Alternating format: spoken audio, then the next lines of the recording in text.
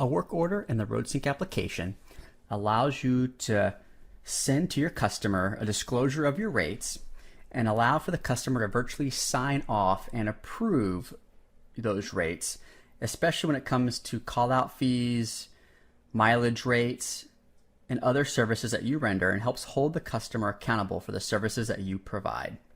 It also allows and provides another piece of evidence to help aid your case in the event of a dispute. To create a work order in the RoadSync application, you'll make sure you're on the Work Orders tab and select a new work order authorization. When you click on this button, you will then create a work order reference number. This can be any number that makes sense to you. You can also use this to match up with the number in your invoice system. In this case, I'll just use one. You can then put the carrier name. If the driver in this case works for, let's say, MJS Carriers, you can key that in right here and then input the driver name. If it's just an independent driver, you could put the independent driver's name under the carrier name, as the carrier name is a required field, indicated by an asterisk. You would then input the driver's phone number, cell phone number, or email address. This will be the phone number that you text the work order to, or the email address that you text the work order to. And you can have multiple work order templates. See your customer success manager for help customizing multiple work orders, or you may reach out to customer support. In this case, we just have one work order template, so I will select it. We can also provide additional custom fields, and these are fields that the customer cannot edit or fields that they can edit, such as you could potentially use this to provide an estimated cost of, let's say, $575, and can edit, like you would want them to provide you with a, let's say, VIN number on the vehicle, where they would then key that in. At this case, I would then hit send form to recipient, and then this will ask you to verify that that email address or cell phone number from the previous step is where you want to send this to.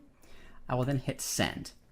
Once I hit send, a couple of things are going to happen. One is you're going to notice that this work order has now been sent to this customer. If I hover over here, it says that it has been sent, but not yet signed.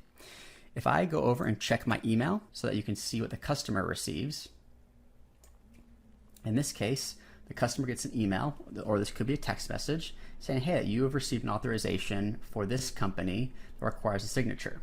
They would complete the authorization by clicking on the button. They would then see the additional information listed here.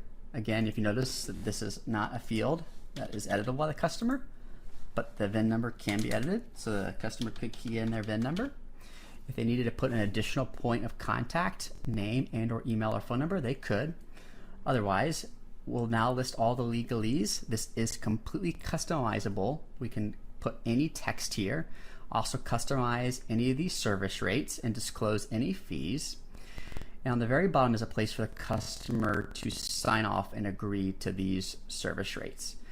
At this point, what they would do is then just simply put in their digital signature via computer, iPhone, Android, mobile device, and then hit send. Once the customer signs and hits send, they get notification that the work order was successfully approved. If I come back to the RoadSync application, you will now notice that this is now a green circle with a check mark that says the work order has been signed by your customer. You'll notice that the VIN number they input is now being displayed over here, along with that additional information. And if I come over here to the far right, you'll notice I have a few more actions over here. On this drop down, I can also always hit view and view the completed work order within the